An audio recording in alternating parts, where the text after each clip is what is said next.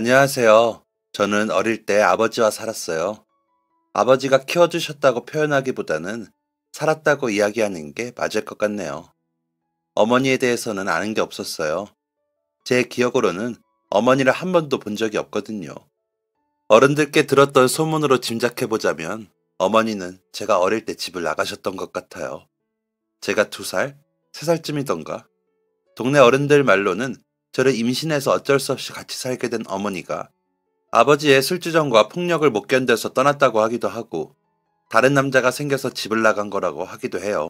어떤 분들 이야기로는 원래는 두 분이 정말 사이도 좋고 사랑하셔서 결혼해서 저를 낳았던 건데 경제적으로 위기를 맞으면서 맨날 싸우다가 헤어지신 거라는 이야기도 있었죠.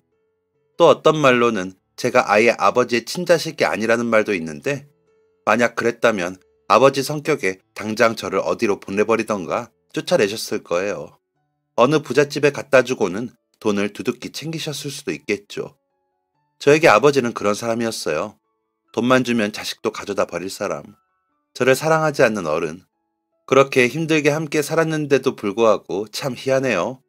그래도 아버지라고, 하나뿐인 가족이라고 자꾸 이해하려고 노력하고 나도 모르게 밥은 드셨는지 아픈 곳은 없으신지 걱정하게 되더라고요. 어쩌면 찰나의 기억 때문일지도 모르겠어요. 딱 한 번 아버지와 좋은 추억이 있거든요. 아버지는 인물이 정말 좋으셨는데 제가 7살쯤 말쑥하게 정장을 차려입은 아버지와 친척분의 결혼식에 간 적이 있어요. 누구의 결혼식이었는지도 잘 기억나지 않지만 그 예식장에서 가장 잘생겼던 아버지의 모습은 생각나요. 그날은 아버지께서 제가 밥 먹는 것도 챙겨주시고 접시에는 제가 좋아할 만한 음식들을 가져다 주시고 체하지 않게 천천히 먹으라며 음료수도 따라주셨어요. 그리고 그 결혼식이 끝나고 먼 곳에서 와서 그날은 친척집에 가서 자게 됐어요. 다들 인사를 나누고 각자 집으로 갈 사람들과 친척집으로 갈 사람들로 나뉘었죠. 친척집에 도착했는데 그 집 앞 놀이터에 누군가 두고 간 듯한 야구 글러브와 공이 있었어요. 아버지는 글러브와 공을 들고는 저에게 다가오셨죠. 이게 뭔지 알아? 공이요. 맞아. 그 중에서도 이건 야구 경기에 쓰는 야구공이야. 야구 해본 적 있어? 아니요, 없어요. 이거 주고받는 걸 캐치볼이라고 하는데 아빠랑 한번 해볼래? 처음이었어요. 아버지와 함께 공원에서 공을 주고받으며 놀았던 게요. 그리고 마지막이었죠. 그런데 그날의 기억은 너무 강렬해서 잊을 수가 없어요. 말끔하게 스프레이로 뒤로 넘긴 머리와 정장 재킷의 단추를 풀고 쪼그려 앉아 제가 던진 공을 받아주고 웃으면서 다시 저에게 공을 던져주던 아버지의 모습을요. 친척들도 모두 흐뭇하게 웃으며 저희를 보고 있었죠. 대찬아, 잘 던져야지. 아빠 손을 보고 최대한 여기로 던지려고 해봐. 처음이자 마지막으로 봤던 아버지의 다정한 모습이었어요. 저를 보며 그렇게 환하게 웃는 모습도 처음이었죠. 따뜻한 햇볕과 저와 놀아주던 아버지의 모습은 그런 생각이 들게 했어요. 아, 그래도 아버지가 나를 사랑하는구나. 어쩌면 그 기억 때문에 아버지께서 아무리 저를 힘들게 해도 도망칠 수 없는 것 같아요. 그래도 저 깊은 마음 어딘가에는 저를 사랑하시지 않을까 하는 착각 때문에요. 아버지는 고등학교 때까지 야구선수를 하셨다고 해요. 뛰어난 실력은 아니었지만 그래도 포기할 정도는 아니셨다고 하죠. 그런데 할아버지의 가게가 망하면서 더 이상 애매한 야구에 투자할 시간이 없어 그때부터 막노동과 공장 일을 전전하다가 도배 기능 자격증을 따서 도배 일을 시작하게 되셨어요. 가게를 잃고 빚더미에 앉은 충격에 할아버지는 얼마 지나지 않아 갑자기 쓰러지신 후 세상을 떠나셨고 그 후 할머니마저 얼마 안 가 할아버지를 따라가셨다고 하더라고요. 아버지는 할아버지 할머니가 살던 집도 차도 다 팔아버리고 몇 년을 뼈 빠지게 일해서 남은 빚을 모두 갚았다고 해요. 그런 점을 생각하면 참 대단하신 분인 것 같아요. 그리고 그런 아버지의 모습 때문에 차마 모질게 대하지 못하는 것 같기도 하고요. 너무나 좋았던 그 결혼식 날의 기억은 아버지가 그날 밤 다시 술을 마시면서 산산조각이 났어요. 술에 취한 아버지는 친척분들과 말다툼하며 싸우려고 하였고 주변에서는 그걸 말리느라 애를 먹었죠. 그날 밤 그 집에서 쫓겨날 뻔해 길거리에 나앉을 뻔한 걸 어르신들이 어린 저를 보고 겨우 참아서 하루를 재워주셨어요. 사실 그날 결혼식에 간 것도 친척들에게 돈을 받으려는 핑계였다고 해요. 제가 곧 초등학교에 들어가니 용돈이라도 챙겨주라며 마누라도 없이 혼자 아이를 키우는 게 얼마나 힘든지 아냐. 어린 내가 빚 갚을 때 당신들은 뭐 했냐고 하며 친척들의 지갑을 털고 다녔다네요. 사실 저와 돌아가신 조부모님을 핑계로 몇 번이나 친척들에게 돈을 요구했다고 하더라고요. 어린 제가 안타깝고 아버지가 혼자 빚 갚느라 애를 쓰셨던 게 마음 아파 몇 번 돈을 주기도 하셨고요. 물론 그 돈은 다 아버지가 술 드시고 도박하는 데 쓰였죠. 저는 초등학교에 들어갈 때까지 유치원도 어린이집도 가보지 못했거든요. 맨날 집에서 혼자 놀거나 동네에서 친구들을 찾아 헤매고는 했죠. 그러다 놀이터에서 알게 된 3살 형이 생겼어요. 처음 만났을 때 그 형은 자기 어머니랑 같이 놀이터에 나왔더라고요. 그때는 그 모습을 보고 와, 엄마랑 놀이터에 오다니 정말 부럽다. 이런 생각을 했었어요. 그리고 서로 혼자였던 우리 둘은 이야기를 나누며 친해졌고 그 모습을 보고 형의 어머니께서 간식을 주겠다며 집으로 초대하셨죠. 제가 아버지랑 둘이 어렵게 사는 걸 알고 그 후에도 집에 놀러 오라고 하여 밥도 주시고 간식도 챙겨주시고는 했어요. 형의 부모님들은 저를 안타깝게 여기셔서 무척 따뜻하게 잘 대해주셨어요. 형은 공부를 엄청나게 잘하는 사람이었는데 특히 책 읽는 걸 좋아했어요. 그래서 집에 놀러 가면 저도 형을 따라 책을 읽었죠.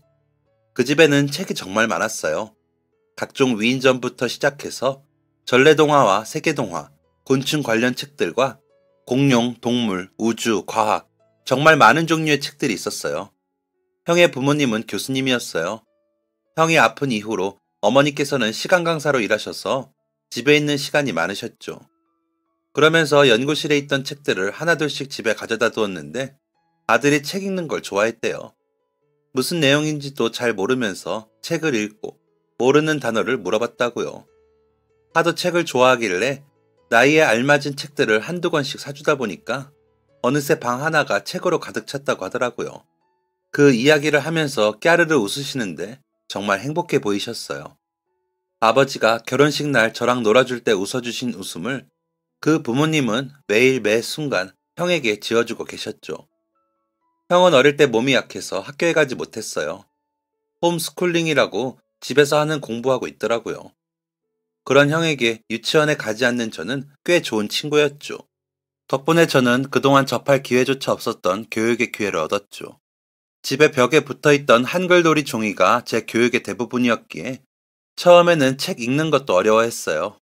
그런데 형과 그 어머니 덕분에 글 읽는 법도 배울 수 있었죠. 한 글자 한 글자 느리지만 천천히 책을 읽으면서 재밌다고 생각했어요. 책에는 정말 많은 내용과 정보들이 있었고 다양한 이야기들도 있었죠. 덕분에 저는 우물안 개구리 같던 저의 작은 세상을 서서히 넓혀갈 수 있었어요. 형이 홈스쿨링 할 때 옆에서 저는 책을 읽고 가끔은 형이 하는 공부를 구경하기도 했죠. 우리 둘은 좋은 친구이자 형제였고 그 부모님들도 저를 아들처럼 잘 대해주셨어요. 덕분에 저는 한글을 완전히 익히고 초등학교에 입학할 수 있었어요. 사실 공부에 관심도 없었고 공부라는 게 뭔지도 잘 몰랐는데 그분들 덕분에 교육 부진화를 피할 수 있었던 거죠. 그 뒤로는 저도 책과 공부에 흥미가 생겼어요. 사실 학교를 처음 들어갔을 때 너무 재밌었어요. 이전에는 이렇게 많은 아이들을 본 적이 없었거든요. 저랑 같은 또래의 친구들이 교실마다 꽉꽉 차 있었는데 저한테는 매우 생소한 광경이었죠. 내 책상, 의자가 있는 것도 좋았어요. 매일 새로운 걸 배우고 그리고 만들기, 리코더 등등 새로운 활동들을 하는 것도 너무 좋았죠. 아마 학교 가기를 좋아하는 몇 안 되는 아이였을 거예요. 전날 밤에 잠들기 전날, 다음날 학교 갈 생각이 너무 설레었고 주말이 되면 학교에 갈 수 없어서 침울해졌어요. 빨리 일요일 저녁이 지나고 학교에 가고 싶다는 생각을 했어요. 학교가 끝나면 종종 형네 집으로 가서 책도 읽고 간식도 먹고 이야기도 하고 저녁도 먹고 집으로 왔어요. 그리고 집으로 돌아오면 저는 다시 꿈에서 깨어 불행한 현실로 복귀하죠. 아버지는 집에 계시지 않거나 아니면 술에 취해 누워 잠들어 계셨어요. 차라리 집에 계시지 않을 때가 마음은 더 편했던 것 같아요. 아버지가 잔뜩 술을 마시고 잠들면 저는 쌓아둔 술병을 들고 다음날 슈퍼마켓에 가져다 주고 돈을 받았어요. 그리고 그 푼돈을 학교에서 만든 작은 주머니에 담아 서랍에 숨겨두었죠. 그리고 어느 날 집으로 돌아와 보면 온 집안이 쑥대밭이 되어 있었어요.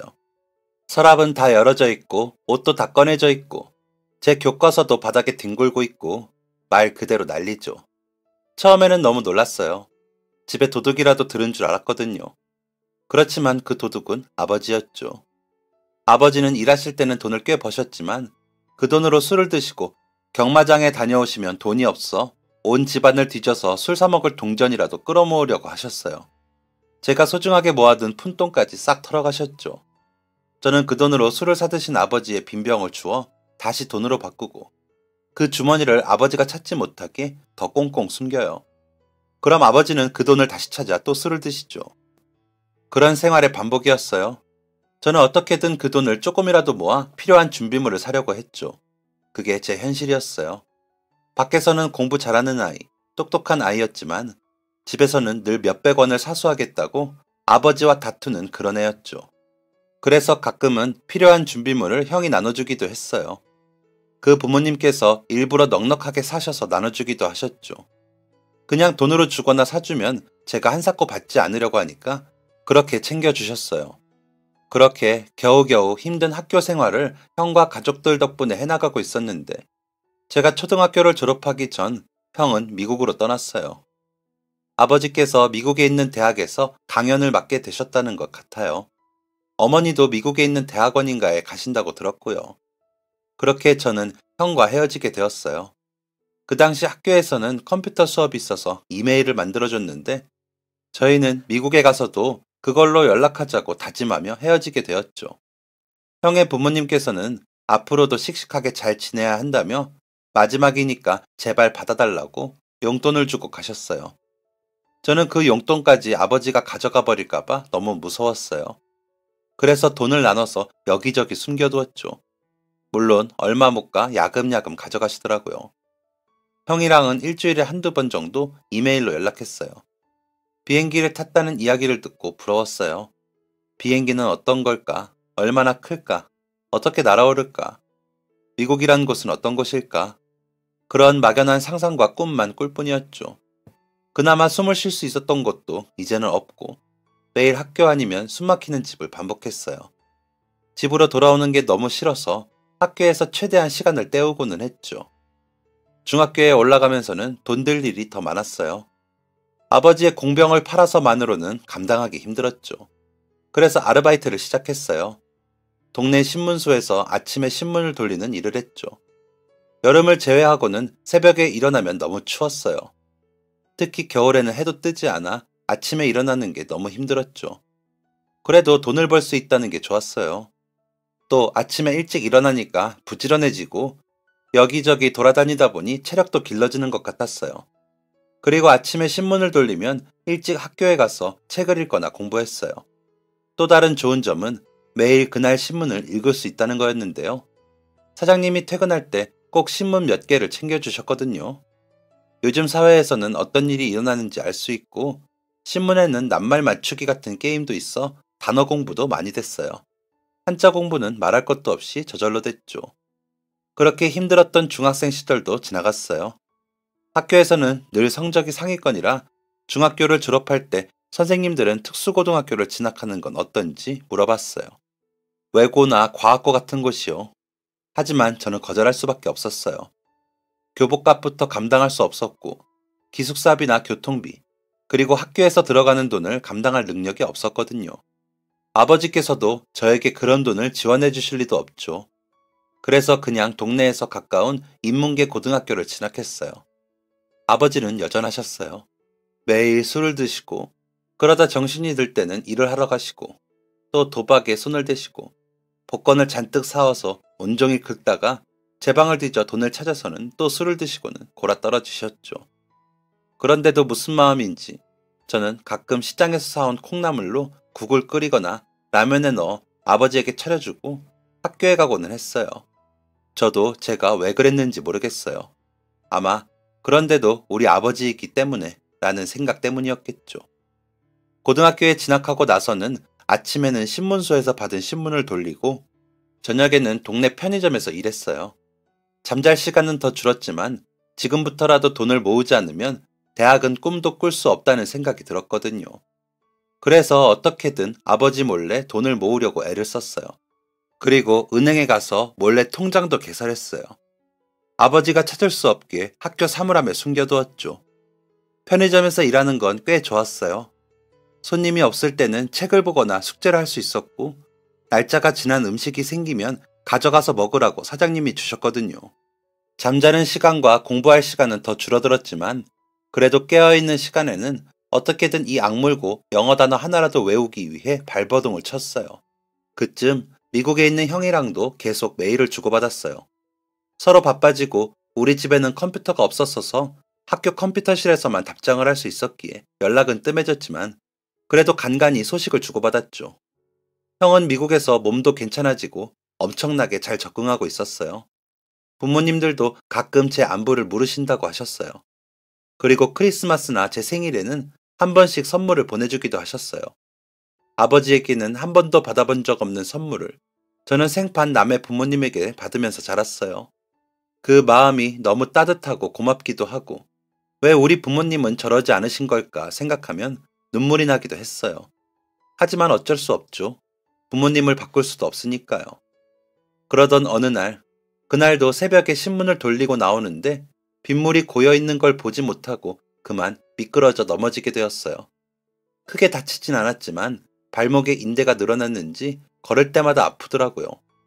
사장님은 깜짝 놀라시면서 이럴 때 안 쉬면 나중에 큰 병 된다고 일주일간 일을 쉬라고 하셨어요. 병원비는 줄 테니까 꼭 병원에 가서 치료를 받으라고 하셨죠. 저는 신문소 사정이 갈수록 어려워지는 걸 알고 있었기에 차마 사장님께 병원비를 달라고 할 수가 없었어요. 그런데도 사장님은 한사코 저를 데리고 한의원에 가서 치료해 주셨어요. 치료비를 내주시고 먼저 신문소로 가시고 저는 치료를 다 받은 뒤 학교로 가기 위해 나왔어요. 평소처럼 학교까지 걸어가려고 했는데 발목이 시큰거리더라고요. 걸어가지는 못하겠다 싶어서 버스 정류장으로 향했어요.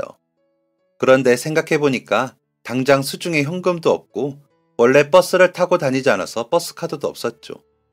학교는 가야 하고 걸어갈 수도 없고 돈도 없고 정말 난감한 상황이었어요. 아, 큰일 났네. 어떡하지? 저도 모르게 소리내 이야기했나봐요. 갑자기 정류장 의자에 앉아 계시던 할머니께서 저에게 말을 거셨어요. 무슨 일 있어, 학생? 네? 아니, 저는 처음 보는 할머니에게 괜히 돈이 없다고 이야기하기가 그랬어요. 그렇지만 둘러댈 말도 생각이 나지 않았고 거짓말할 것도 아니라고 해서 그냥 솔직하게 말했죠. 사실 제가 오늘 아침에 다리를 다쳐서 버스를 타고 학교를 가야 하는데 원래 버스를 타고 등교를 하지 않아서 버스비가 없어요. 아이고 저런, 다리는 괜찮아? 많이 다친 거요? 네, 괜찮아요. 조금 쉬면 나을 거예요. 그거 다행이구먼. 이거 받아. 할머니는 주머니에서 꼬깃꼬깃하게 접힌 1,000원짜리 지폐를 꺼내셨어요. 네? 이거 받아. 학교 가야 하잖아. 아니에요. 안 주셔도 돼요. 아니긴, 학생이 학교 가는 것보다 더 중요한 게 어딨어. 이거 받고 얼른 학교 가. 아니에요, 할머니. 괜찮아요. 그냥 걸어가도 돼요. 에이, 다리도 아프다면서 뭘 걸어가. 얼른 받아. 할미 팔 떨어져. 저는 곤란하고 난감했지만 저에게 돈을 받으라며 계속 들고 계시는 할머니의 손을 차마 더 이상 무시할 수 없었어요. 그리고 저에게도 딱히 다른 대안이 없기도 했고요. 그래서 어쩔 수 없이 할머니가 주시는 돈을 받으며 고개 숙여 인사를 드렸죠. 감사합니다. 감사합니다. 이 돈은 제가 꼭 갚을게요. 허허, 그려. 얼른 학교 가. 저는 오해찬이에요. 여기 앞에 고등학교 다니고 있고 2학년이에요. 저는 이름과 학교를 이야기해드리며 버스를 타고 학교로 출발했어요. 할머니가 주신 돈은 얼마나 오랫동안 주머니에 있었던 건지 잔뜩 구겨지고 손때가 묻어 있었죠. 저는 바로 다음날 할머니에게 돌려드리려고 1,000원과 편의점에서 산 사탕을 들고 어제 버스 정류장으로 갔어요.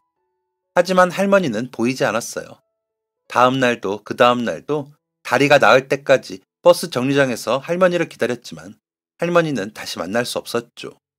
그 후에도 종종 버스 정류장 앞을 지나가 보았지만 할머니는 만날 수 없었어요.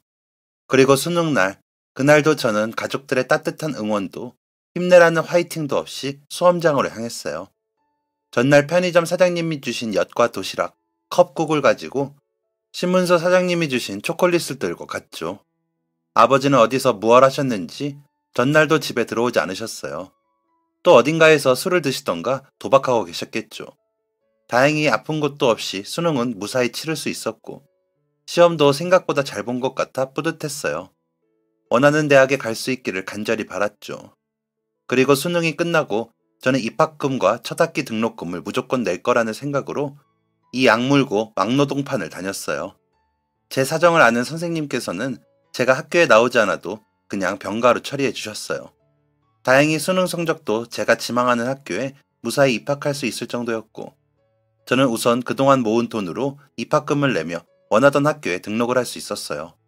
그리고 그해 겨울은 추운 현장에서 공사일을 하고 퇴근하고 밤에는 편의점 알바를 하며 눈 붙일 틈도 없이 일했어요. 이제 공부를 안 해도 되니까 일을 더 많이 할 수 있어서 좋더라고요.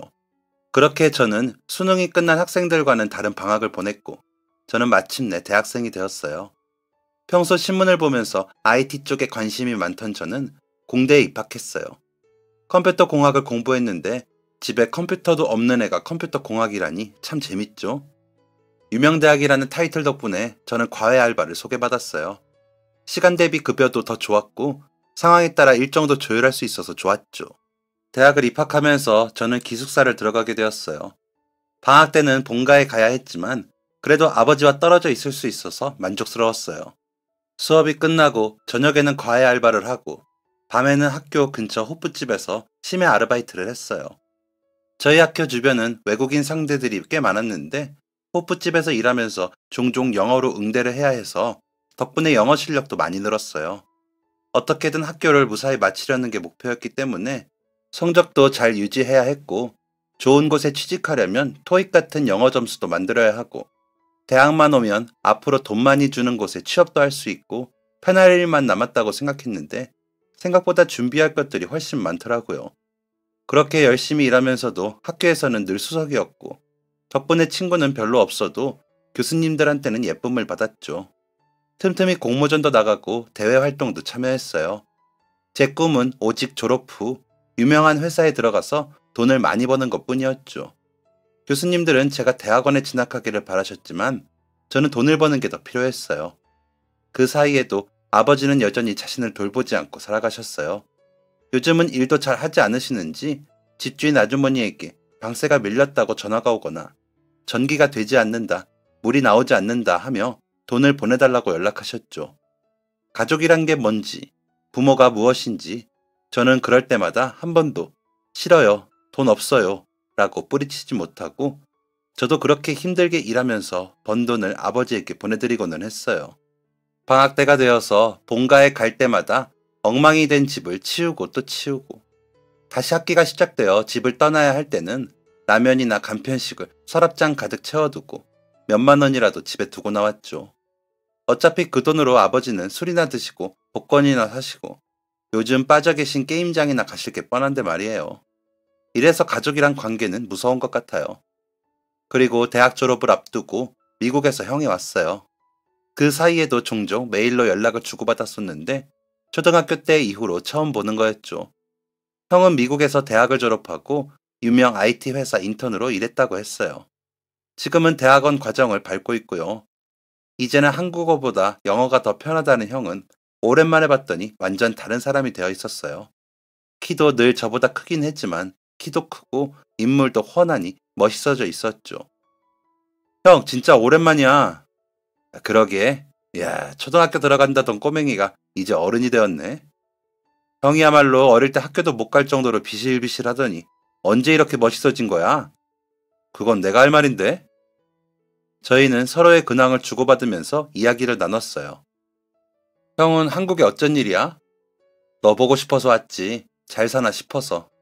농담이고 사실은 어머니가 요새 향수병이신지 한국 가고 싶다고 노래하시더라고. 그래서 겸사겸사 나도 안 들어온 지 오래되어서 와봤지. 부모님이 안부 전해달라고 하더라. 다음 주에 들어오시는데 너 시간 되면 같이 밥 먹자고 이야기하셨어. 저희는 오랜만에 만나 이야기를 나누느라 시간 가는 줄 몰랐어요. 그동안 사는 이야기와 앞으로 취업에 관한 이야기를 나누며 형은 혹시 나중에 회사를 차릴 생각은 없는지 물었어요. 창업이라. 글쎄, 내가 그렇게 돈이 많이 드는 일을 할 수 있을까? 초기 투자 비용도 그렇고 안정적인 수익이 나올지도 모르겠고.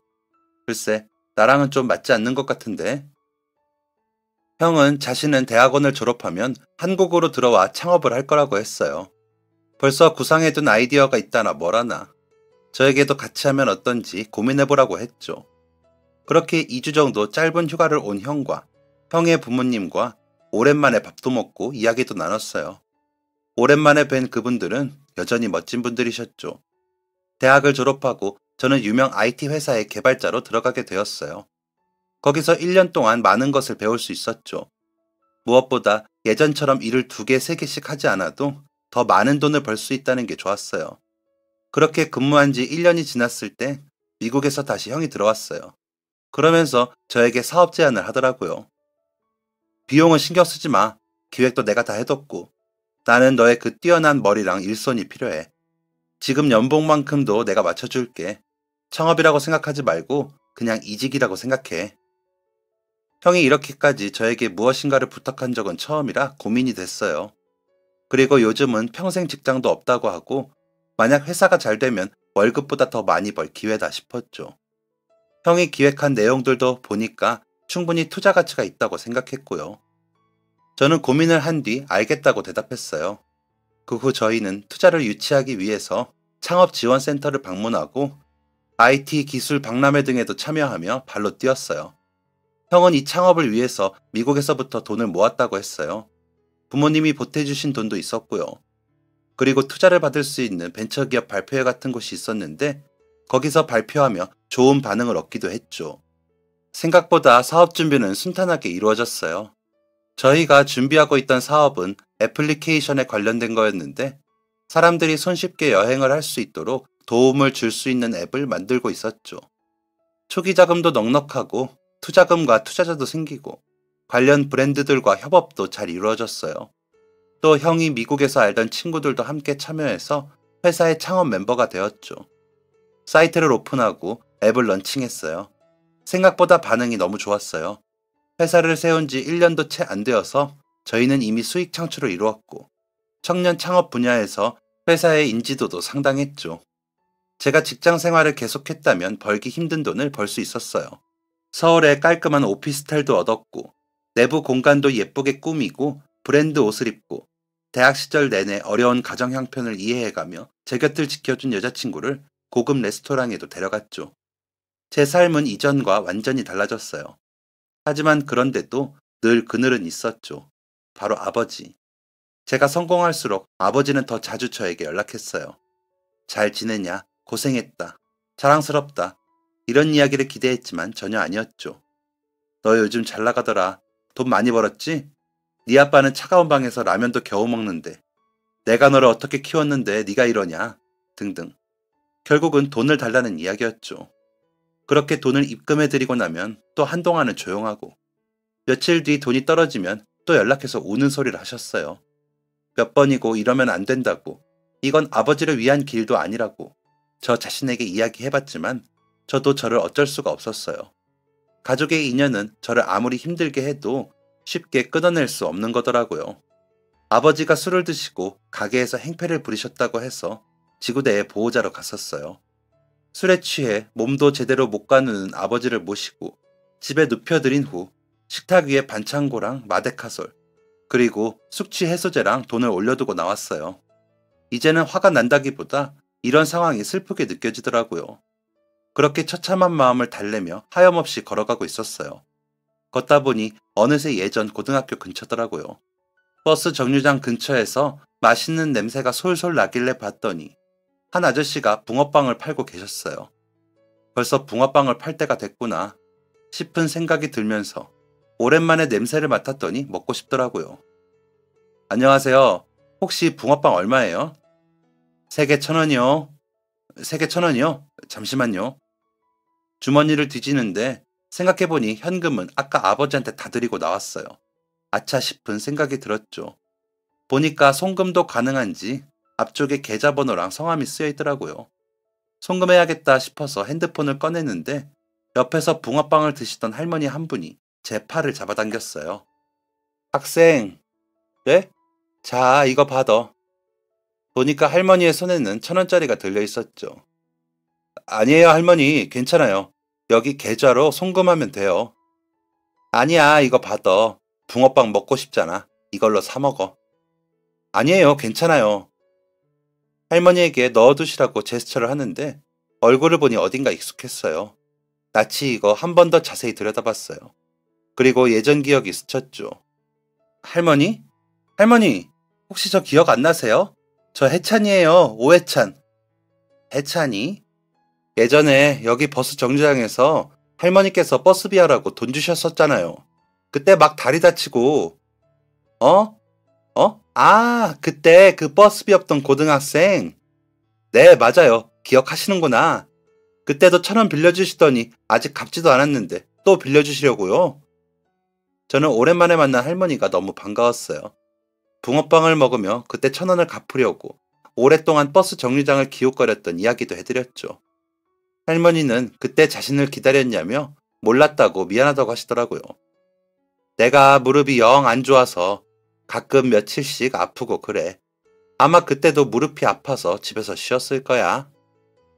할머니랑 이런저런 이야기를 나누다가 시간이 늦은 것 같아서 모셔다 드리겠다고 했어요. 어두운데 혼자 가시다가 무슨 일이라도 생기실까봐 걱정했거든요. 할머니는 괜찮다고 하셨지만 제가 그렇게 해야 마음이 편할 것 같다고 말씀드렸죠. 집 앞에 도착했는데 허름한 판잣집 같은 곳이더라고요. 불도 깜깜하게 꺼져 있길래 여쭤봤어요. 할머니, 집에 다른 가족분들은 같이 안 사세요? 응, 아들은 멀리서 살아. 아들이랑 며느리랑 손주 녀석은 다 똑똑하고 성공해서 저기 아메리카, 미국에서 살거든. 자네도 내일 출근하려면 피곤할 텐데 어여 가, 어여. 그렇게 할머니를 집에 모셔다 드리고 집으로 돌아가는데 마음이 찜찜했어요. 가족도 없이 깜깜하고 추운 방에 혼자 지내실 걸 생각하니 어릴 때 제 모습이 떠오르더라고요. 아무도 없는 캄캄한 밤에 혼자서 외로웠던 제 모습이요. 다음날 퇴근하고 저는 근처 식당에서 도가니탕을 사서 할머니 집으로 갔어요. 집 문을 두드리려는데 옆집 아주머니 한 분이 나오시더라고요. 할머니 손주야? 안녕하세요. 아니요, 전 손주는 아니고. 하긴 손주가 올 리가 없지. 아, 손주가 미국 산다고 들었어요. 맞아. 저렇게 몸도 안 좋은 어르신을 두고. 아휴. 아주머니는 할머니 가족에 대해서 이야기해 주셨어요. 원래 할머니는 근처 2층 주택에 사셨다고 해요. 할아버지가 돌아가시고 쭉 그곳에서 사셨는데 아들이 사업자금이 필요하다고 해서 그 집을 팔고 근처 빌라에 살고 있던 아들네랑 같이 살게 됐다고 하더라고요. 그러고 얼마 가지 않아서는 이 집에 할머니를 모시고 2번 다시 오지 않았다고 해요. 미국으로 갔다는 이야기만 건너서 들었을 뿐 찾아오기는커녕 연락도 한 번 없었다고 하는데 손주가 아마 지금쯤 제 또래일 거라고 하네요. 아들도 손주도 예전에 제가 졸업한 고등학교를 나왔다고 하는데 그래서인지 할머니는 종종 그 버스 정류장에서 그 학교 교복 입은 학생들을 한참을 바라보다 오시고는 한대요. 가끔 아이들에게 말도 거시고 사탕이나 초콜릿을 나눠주기도 하신다고요. 아마 아이들을 보면 예전 아들 생각, 손주 생각이 나서 그러신 것 같다고 하셨어요. 몸이 안 좋다는 건? 아유, 여기 처음 이사 올 때부터 무릎이 시큰거린다고 종종 그러셨거든. 점점 안 좋아지시는데 뭐 있는 돈은 다 아들한테 퍼주고 치료받을 돈이 있나 수술받을 돈이 있나. 요즘은 영 거동도 불편하신 것 같은데 그래도 이따금 외출하시더라고. 아마 또 그 학교 근처에 갔을 거야. 이야기를 나누는 사이 멀리서 할머니가 오시는 게 보였어요. 할머니, 해찬이? 여긴 어쩐 일이여? 할머니랑 저녁 먹으러 왔죠. 제가 도가니탕 사왔어요. 어이구, 뭘 이런 걸 사와. 춥다 추워. 얼른 들어와. 할머니 집으로 들어갔더니 부엌이라고는 시멘트가 발라진 곳에 가스레인지가 있는 게 다였어요. 방에는 보일러를 얼마나 오래 안 켜셨는지 바닥이 꽁꽁 얼어 있었죠. 난방기구도 하나 없고 텔레비전 한 대도 없이 오래된 장롱과 낡은 전기장판이 다였어요. 저녁을 준비하며 냉장고를 열어보자 안에는 주민센터에서 가져다 준 듯한 김치 한 통이 다였어요. 할머니, 좀 따뜻하게 하고 사시지. 이러다 감기 걸려요. 괜찮아. 전기장판 켜면 잘 땐 따뜻해. 할머니 집안을 둘러보니까 더 마음이 쓰였어요. 식사를 마치고 집으로 돌아가려는데 할머니께서 아까 들고 오셨던 검은 봉지를 내미시더라고요. 자자, 이거 가져가. 이게 뭐예요? 귤이네요. 아까 트럭에서 네 생각나서 샀지. 만나면 줘야겠다 하고 있었는데 집 앞에 딱 있었구만. 잘 챙겨 먹어. 굶고 다니지 말고. 에이, 저 안 굶어요. 귤이 그 뭐냐. 비타민이 많아서 건강에 좋다니까 꼭 먹어. 알았지? 네, 잘 먹을게요, 할머니. 그리고 이거 많으니까 나눠 먹어요. 이건 할머니 드세요. 제가 골목을 빠져나갈 때까지 손을 흔드는 할머니를 보니 마음이 아팠어요. 그리고 손에 들려있는 귤을 보면서 생각했어요. 할머니는 아들 가족들에게도 이런 마음으로 가진 걸 다 주셨던 거겠지 하는 생각이 들면서 그동안 제가 아버지에게 해왔던 일들도 떠올랐죠. 할머니는 저랑 참 많이 닮아 있었어요. 둘 다 돌아오지 않을 사랑을 가족들에게 아낌없이 줬다는 점에서도 그렇죠. 그리고 제 손에 들려진 귤을 보고 다시 주치자로 경찰에 누워있던 아버지를 떠올렸어요. 할머니에게 받은 관심과 애정은 아버지에게 제가 기대했던 것들이었죠.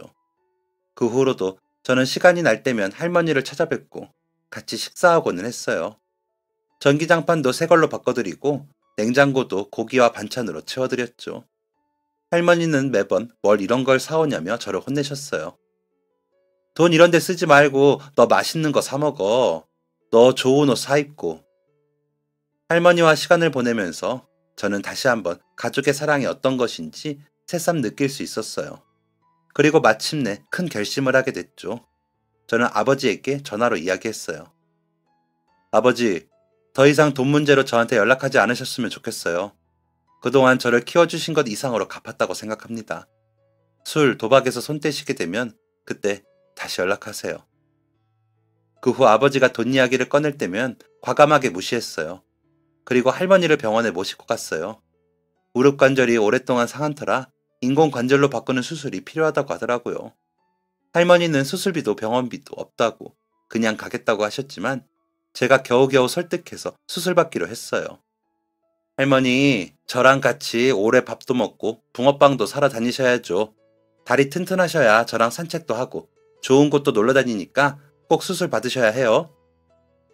그리고 할머니가 수술 받고 편하게 쉴 수 있도록 저희 집 가까이에 있는 엘리베이터가 있는 빌라를 구했어요. 할머니에게 서프라이즈로 알려드리고 또 쓸데없는 데 돈을 썼다며 크게 혼났죠. 저는 할머니가 신경 쓰여서 일에도 집중이 안 되고 걱정이 되어서 어쩔 수 없는 선택이었다며 보증금 어디 도망 안 가니 걱정 마시라고 농담 반 진담 반으로 받아쳤어요. 할머니는 진짜 못 말린다 못 말려 라고 고개를 저으면서 제 등짝을 한 대 때리셨죠. 할머니도 내심 싫지 않으셨는지 퇴원하고 원래 살던 집 계약을 해지하셨어요. 짐을 옮겨드리려고 정리하는데 정말 몇 가지 없더라고요. 다행히 수술은 굉장히 잘 되었어요. 아직 완전히 회복될 때까지 걸음이 좀 불편하긴 하지만 그래도 점점 걷는 게 편해지고 계세요. 요즘은 퇴근하면 할머니 집에 들러서 저녁을 먹고 집으로 가고는 해요. 제가 늦게 끝나는 날이나 다른 일이 있을 때는 전화로 미리 알려드리는데 안 그러면 맛있는 걸 잔뜩 차려놓고 기다리시거든요. 집에 텔레비전도 설치해드렸는데 요즘은 노래하는 프로그램이 그렇게 좋다며 신나게 보세요. 특히 트로트 가수에 푹 빠지셔서 종일 노래를 따라 부르세요. 이렇게 좋아하시는 걸 보니 다음번에는 콘서트에 모시고 가야겠다 싶네요. 아이돌을 좋아하는 소녀들처럼 텔레비전에 나오는 노래를 따라 부르며 신나하시는 모습을 보니 귀엽기도 하고 저렇게 즐겁고 재밌어 하시는지 그동안 혼자서 얼마나 힘들고 쓸쓸했을까 싶기도 해요. 물론 저도 마찬가지고요. 할머니가 차려주시는 따뜻한 밥을 저녁에 먹을 때마다 이런 게 사랑이구나 하고 느껴요. 아무리 성적이 잘 나오고 좋은 대학에 가고 훌륭한 직장을 들어가고 성공한 사업가로 돈을 벌어도 늘 채워지지 않던 무언가가 있었어요. 언제나 마음 한구석에 늘 덮여있던 그늘이 있었는데 할머니 덕분에 제 마음의 구석까지 햇살이 들어온 것 같아요. 요즘은 그래서 할머니랑 따뜻한 밥을 먹을 때가 제일 즐거워요. 종종 아침에 일어나 날씨가 춥거나 안 좋으면 서툰 문자로 따뜻하게 입어라, 우산 챙겨라 하고 챙겨주시는 것도 너무 좋고요. 그때 할머니에게 받았던 건 고작 1,000원이었지만 사실 그 1,000원은 할머니와 저에게 서로 늘 필요로 하던 가족을 이어준 것 같아요. 부디 앞으로도 할머니가 건강하게 오래오래 사셨으면 좋겠어요. 그리고 오래오래 저와 함께 행복하게 지내셨으면 좋겠어요. 지금까지 사연 들어주셔서 감사합니다. 사연이 재밌으셨다면 구독과 좋아요를 눌러주세요. 감사합니다. 안녕히 계세요.